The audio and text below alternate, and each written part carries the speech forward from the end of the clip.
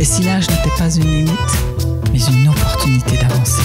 Et si l'âge n'était pas une limite, il n'est jamais trop tard pour briller. Viens danser, viens danser.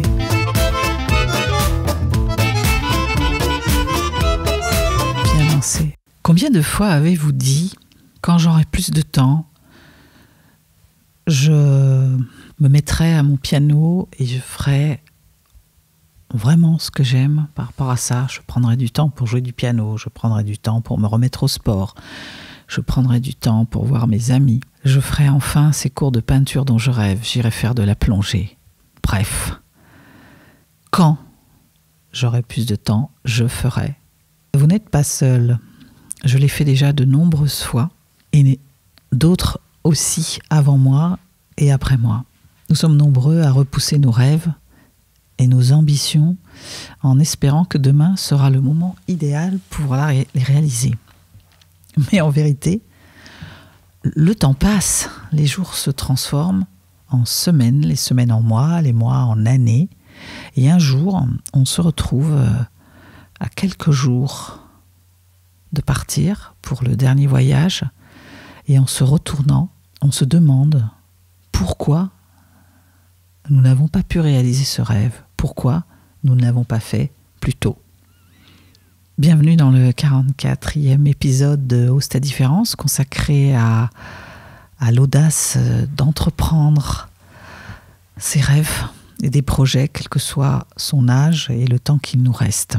Dans ce podcast, j'ai envie de vous parler de ce camp et de son formidable pouvoir. Ce camp, il peut être à la fois quelque chose qui nous freine et qui nous fait procrastiner et remettre au lendemain. Mais vous allez voir, c'est aussi un formidable pouvoir. On parle du pouvoir du quand, qui peut aussi vous indiquer quand faire les choses, au meilleur moment pour faire les choses, et du coup, pour être très aligné avec ce qu'on fait, et du coup obtenir de meilleurs résultats. Il nous reste souvent moins de temps devant que derrière. Alors j'ai envie de vous inviter à cesser de vous dire « quand j'aurai cela, je pourrai commencer ceci ». Et si tu n'es pas encore convaincu qu'il est temps de commencer et que c'est maintenant parce que le temps passe très vite, si tu penses que tu as tout le temps devant toi, je t'invite à faire ce petit exercice qu'un mentor, Max Puccinini, nous avait fait faire dans un séminaire et qui a été un déclencheur pour moi, pour prendre conscience du temps qui reste, non pas comme un poids pour ne rien faire et se dire rien ne sert de commencer, mais justement pour se dire mais à la fois j'ai peu de temps mais il me reste encore ce temps-là. C'est de prendre un centimètre de couture, tu sais, tu as dû voir ça dans les trousses de couture. Alors soit tu as eu ça à l'école, soit tu as récupéré ça, tu as vu ta mère faire ça, ou tu as une voisine, enfin bref. Et si tu n'es pas couture, mais que tu es peut-être bricoleuse ou bricoleur, et tu dois bien avoir un mètre pour mesurer. Tu as sûrement dû un jour mesurer quelque chose dans ta vie. Prends ce mètre et avec ta main droite, donc tu le tiens devant toi avec les deux doigts et tu l'ouvres, ou si c'est sur un centimètre, tu le déroules et tu mets avec ta main droite l'âge en centimètres, donc l'âge auquel tu aimerais vivre en fait. Voilà, donc si c'est 100 ans, 120, t'y vas, 120, 100. Et avec ta main gauche, tu mets ton âge actuel. Et tu regardes l'espace entre tes deux doigts. Moi, ça m'a fait comme un déclic. Ça m'a mis comme une urgence à commencer. Voilà, ça a été le premier déclic. Je viendrai vous parler dans un autre podcast des autres déclics qui ont pu aussi m'aider. Mais aujourd'hui, j'avais envie vraiment que vous preniez conscience du temps qui reste.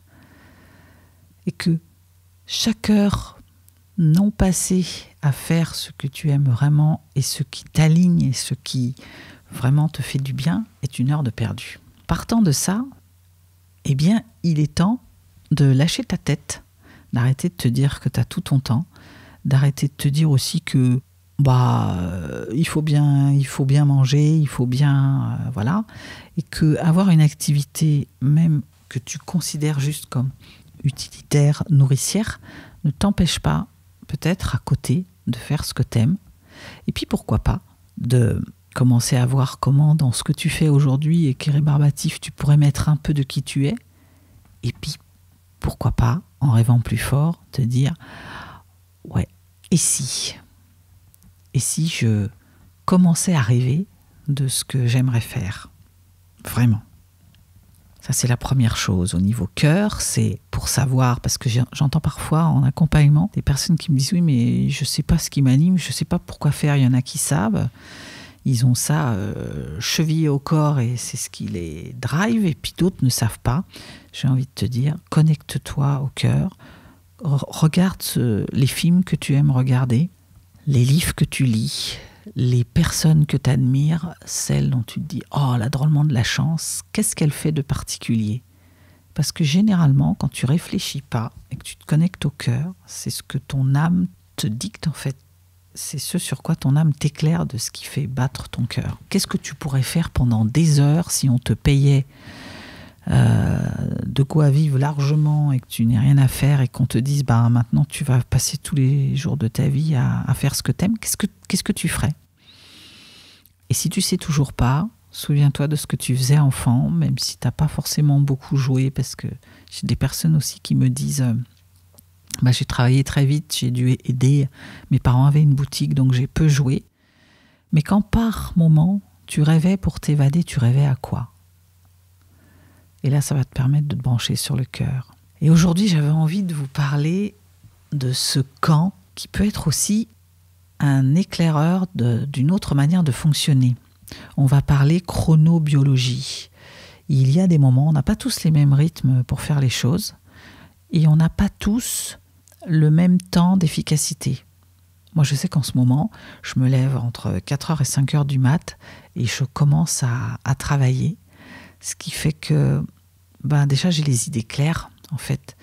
Je suis tranquille, je me dis c'est du temps en plus, j'ai pas encore commencé ma journée. Et c'est là qu'arrivent les meilleures idées. Comme je n'ai pas de pression, il y a comme quelque chose qui surgit et que j'aurais jamais pu trouver entre deux rythmes, deux coups de téléphone, la voiture pour aller à un rendez-vous,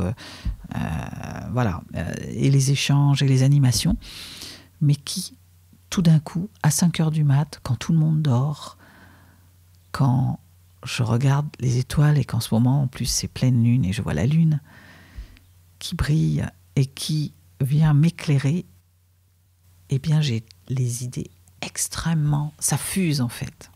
Et quand j'arrive au petit-déj, vers 8h, 8h30, eh ben, j'ai déjà bossé 3-4 heures.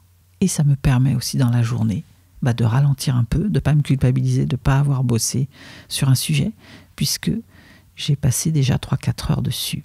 Alors la contrepartie, c'est qu'à 21h, je suis fatiguée. 21h, 22h, je commence à bâiller un peu. Mais c'est aussi d'accueillir le fait que je vais être un peu décalée des gens et que je vais aller me coucher. Et que je ne m'occupe pas de à quelle heure c'est bien d'aller se coucher. De ne pas se dire... oui, mais tout le monde se couche en moyenne plus tard, ou tous mes amis traînent jusqu'à 1h du mat. Moi, j'assume et je vais me coucher. Et si je veux pas me désociabiliser, eh bien, je me dis, là, ce soir, je sors, j'ai un dîner, j'ai envie d'échanger, parce qu'il ne s'agit pas de rester seul dans sa grotte. Eh bien, je fais une sieste.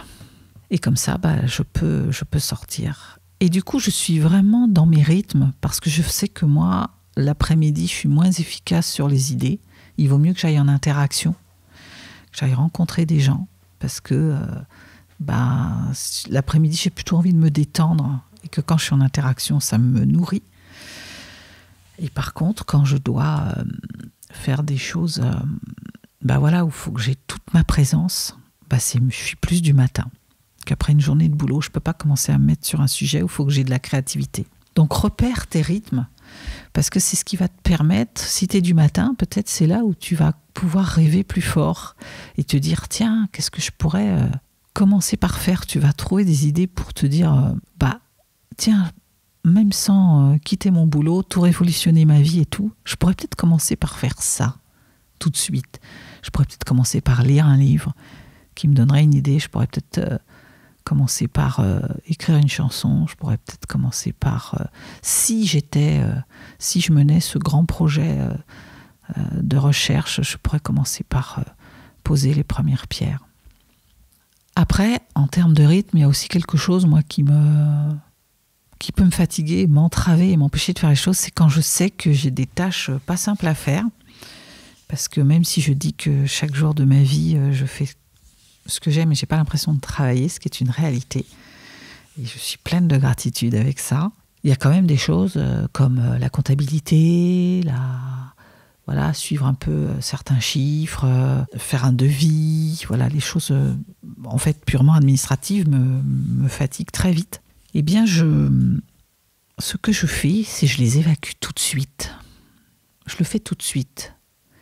Parce que comme ça, je ne suis pas toute la journée à me dire « il faut que je fasse ça » pour arriver le soir et pas l'avoir fait parce que finalement, je n'ai pas envie de le faire. Le remettre au lendemain sur ma liste, sur ma to-do list de mon agenda et l'avoir traîné un jour, 2 jours, 1 semaine, 1 mois, 3 mois pour me rendre compte un jour, dans l'urgence, qu'il faut que je me dépêche parce que là, je n'ai plus le choix. Et j'applique ainsi un principe que j'ai trouvé dans un livre qui s'appelle « Avaler le crapaud ». Je ne sais plus de qui c'est, je vous mettrai les références dans le podcast, en description. Et ce livre « Avaler le crapaud », qui explique que avaler son crapaud, c'est manger le truc qu'on aime le moins faire. Mais une fois qu'on l'a fait, d'abord c'est fait. Et tu ne le remets pas sur ta to-do list tous les jours et tu vois ta liste s'alléger. Et ça, c'est un bonheur fou. En plus, il y a la satisfaction d'avoir réalisé quelque chose. Et surtout, ça t'allège la tête et tu n'es plus du tout avec ce truc-là et ça libère les énergies pour vraiment profiter de ce que tu aimes faire. Donc entre ces 2 principes qui consistent à écouter son biorhythme naturel, quels sont les moments où tu es le plus efficace, quand est-ce que tu as envie de bâiller, outre les moments classiques qui disent qu'après avoir mangé, il y a des digestions qui s'installent, il y a des gens qui sont du matin comme moi et qui sont très efficaces. Et puis il y en a d'autres qui sont plutôt du soir ou de la nuit. Cherche ton biorhythme, écoute-toi. Et puis ensuite, évacue tes épines, évacue tes contrariétés qui vont alourdir ta tête et t'empêcher vraiment de te déployer. Avale ton crapaud et commence par ce qui te rebute pour pouvoir être libéré. Voilà ce que je voulais vous dire sur le pouvoir du quand. Je commencerai demain quand est une pierre qui se rajoute, qui alourdit ton sac de voyage et qui t'empêche d'avancer sur le chemin. Mais le « je suis le plus efficace quand » est un quand qui a un pouvoir fantastique. Alors je terminerai avec cette question et je te demanderai quelle est la première chose que tu vas faire, le premier petit pas que tu as envie de commencer et à quel moment vas-tu le programmer ? Qu'est-ce que tu vas faire demain de différent et quand ? À très vite.